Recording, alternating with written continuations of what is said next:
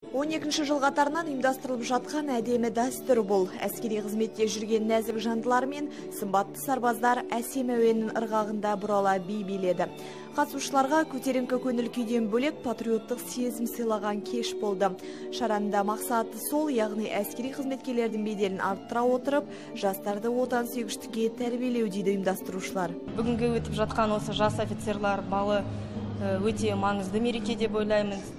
Біздің күнделікті жұмыс өмірімізден тыс, біз өзіміз дамып, мәдени дамимыз, осындай әртүрлі іс-шараларға қатысып.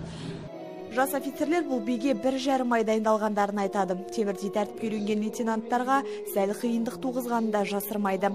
Десе де мерекелік кеште барлығы 26 жұп өнерлерін көпшілікке паш етті. Салтанатты жиынға облыс әкімі Ерлан Қошановтың өзі қатысып, ақжарма тілегін жеткізді. Сіздер ертең еліміздің тәуелсіздіктің қорғаны болатындарыңызға біз ешбір күмән келтірмейміз. Ең біріншіде жүректеріңізде жалын, намыс болу қажет. Екіншіден патриоттық сезім болу керек.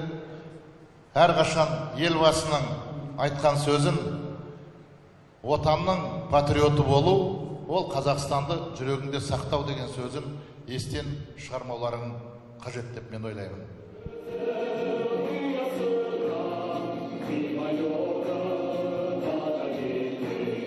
Қазақстан Республикасының тәуелсіздік күніне орай ұйымдастырылған офицерлер балы мерекелік концертке ұласты. Сарбаздар патриоттық әннен шашу шашты. Айдана Дастан, Мұрат Төкенов, Роман Капылов, Сарыарқа телеарнасы.